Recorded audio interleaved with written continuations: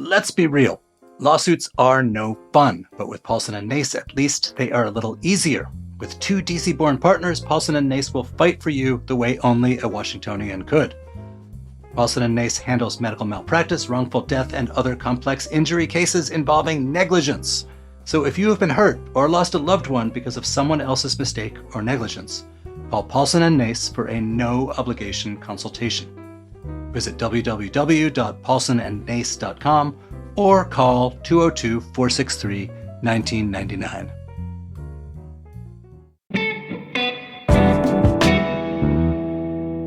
Today on CityCast DC, one of the most notable features of Washington's cityscape is the skyscrapers. There aren't any. That's thanks to a law that's more than a century old. But we are in the midst of another conversation about tinkering with that law. Should we? We dug into that issue with WTOP's Luke Garrett last year, and we are rerunning the episode today.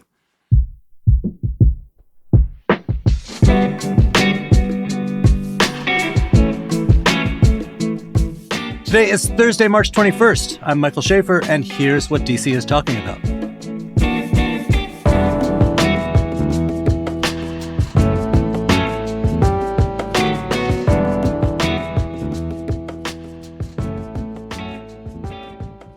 Mayor Bowser has proposed this huge revitalization of downtown post-COVID. This revitalization could include nixing DC's famous/infamous Height Act. Why is that? Yeah, so Come Back DC. This is the plan that the mayor has unveiled to really revitalize the downtown, and it's risking a rollback of the DC Height Act because she wants more residential living spaces in DC's downtown. We've all been downtown. It's full of offices, and those offices just aren't full. At the start of 2023, Castle Systems, which does key cards for companies, reported that only 46% of those offices downtown in DC are full, and that's kind of stayed true up until now, halfway through 2023, and it's down to 44%. So those offices just aren't filling up, and it's creating kind of a money crisis for the city because a lot of tax revenue comes from, people occupying buildings.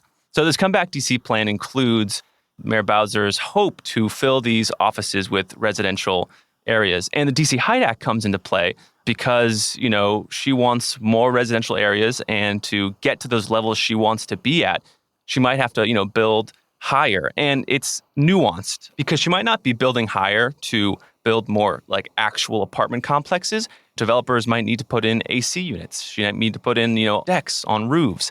And so they just want some more, building space. And the DC Height Act right now is keeping them from doing that. All right, let's back up for a second. What even is this Height Act, and why does it exist? Right. So turn back the clocks to 1910. The Cairo building was built in the DuPont Circle neighborhood.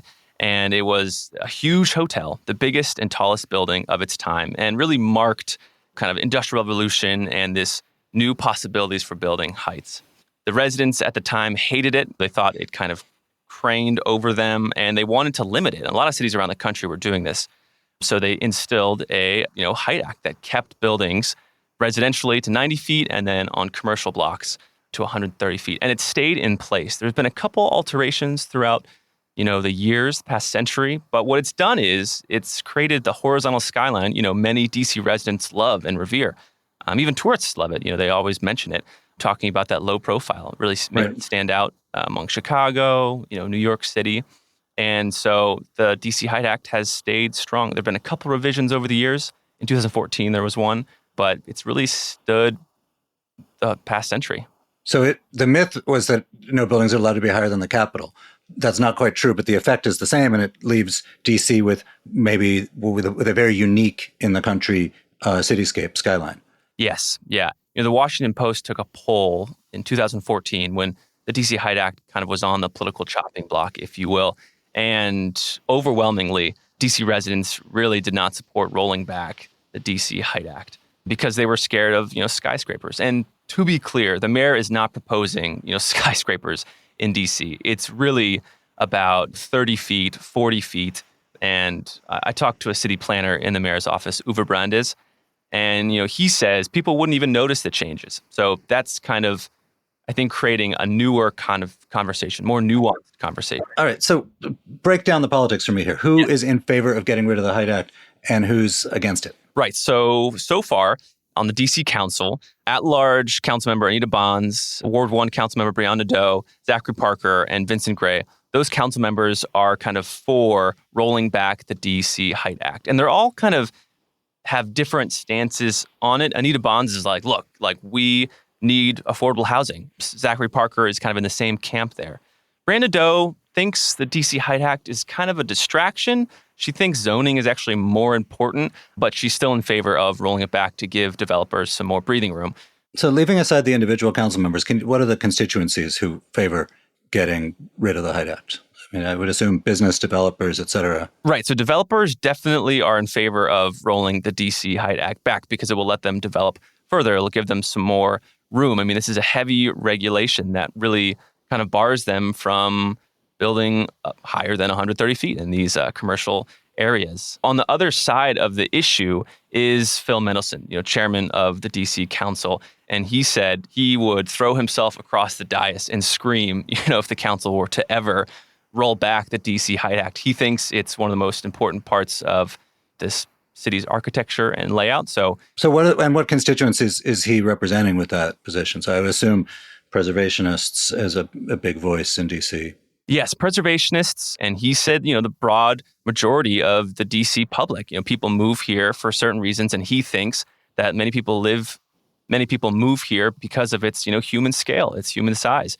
They choose not to go to the suburbs. They choose to stay here for, just the beauty of the city. And so he thinks he's kind of representing the majority of DC residents' wishes in, fighting any sort of alterations to the DC Hyde Act.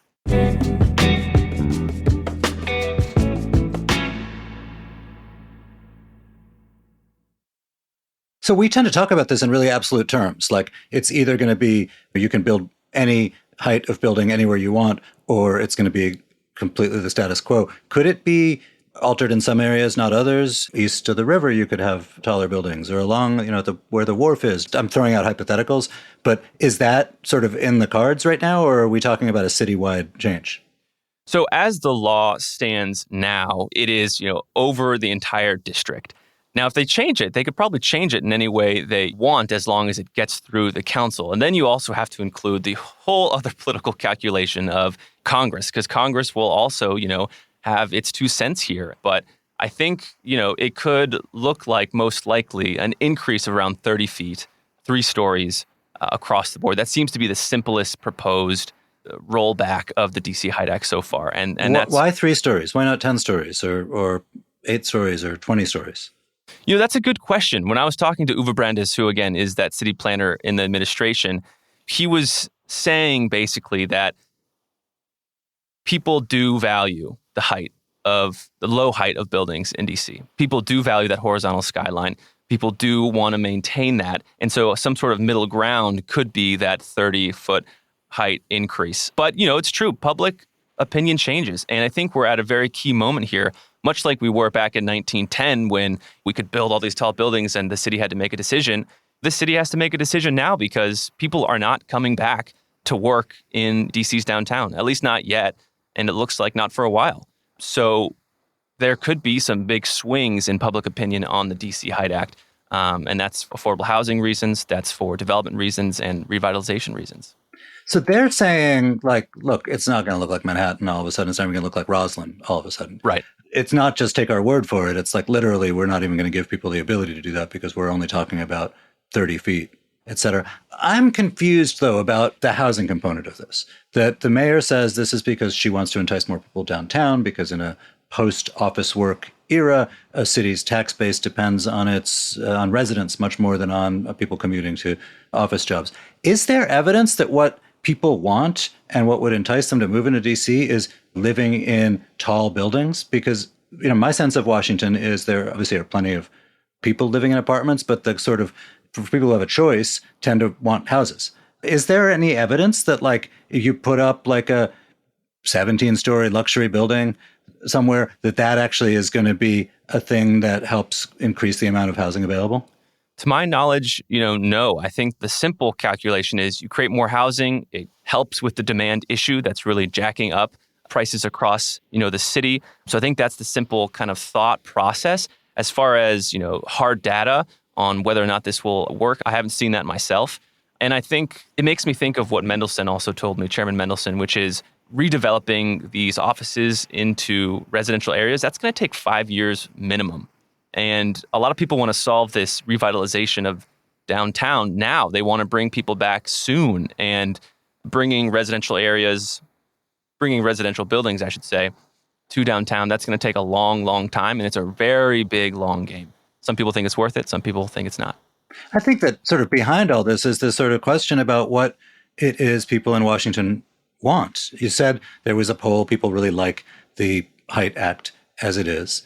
There are, in some neighborhoods, kind of pitched battles between people who cast themselves as YIMBYs, they want things in their backyard, and people who they call NIMBYs. Right. The NIMBYs probably, maybe I'm showing my bias by that even by that nomenclature, but those people obviously see it differently, and they're trying to preserve a certain scale and stuff.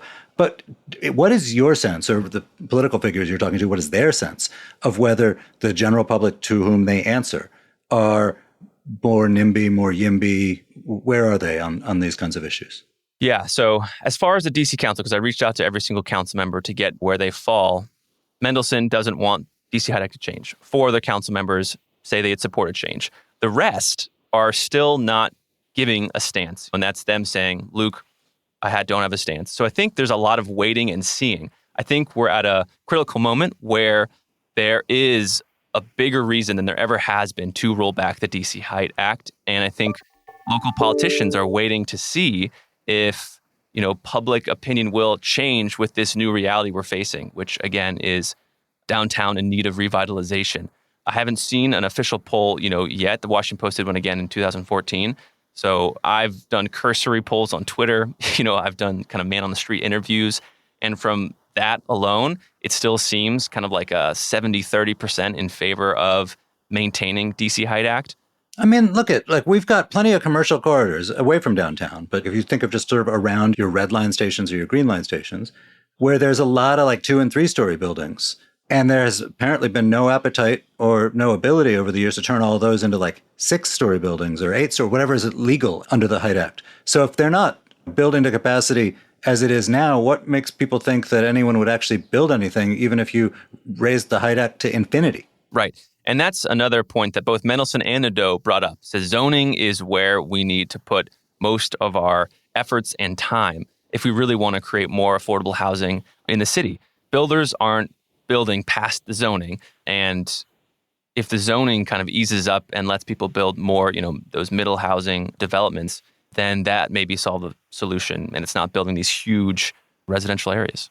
There also used to be an aesthetic argument about the Height Act against it, which is that because you can't go tall, you have to maximize the amount of square footage you put within the short height. Right. And therefore, people are building boxier, uglier buildings with less whimsy than if they could go higher. Is that a thing people have been talking about this time? Anita Bonds said that pretty directly when I reached out to her. She said there are beautiful cities like New York and Chicago whose aesthetic is benefited by, being able to build higher. So that's why she said, I would support rollback of the DC Height Act right now, as long as it was a rational kind of rollback. She's kind of ready to go. So is this time different? This is a thing like urbanism nerds like me have argued about it, talked about it, argued for it over the years, but it's never really changed. Does anybody think this time's different? The reason I think this time is different is we just had the pandemic. We never have gone through that in the modern era. And when I reached out to all the council members, I was surprised that Mendelsohn was the only council member that said, we are not going to change the DC Height Act. Everyone else either said they're really in favor of changing it, rolling it back, or they're not ready to make a stance, even though, the latest polls from 2014 say public opinion supports kind of Mendelsohn's position. That to me was okay, I think people are looking around, seeing if this DC comeback plan the mayor has proposed will maybe push public opinion to rolling back the DC Height Act. That's why I think it's notable. Luke, thanks for being here, man. I appreciate it. Thanks for having me.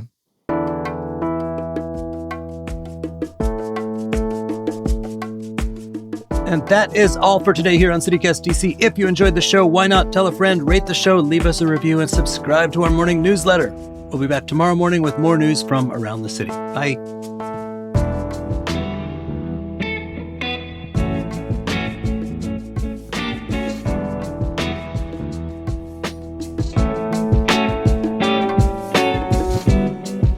In reporting on the story, I sat in the lobby of the Cairo building for about 2 hours until some very nice person let me up to the rooftop to see DC atop the Cairo Hotel, which really sits at the center of this story in the DC Hyde Act.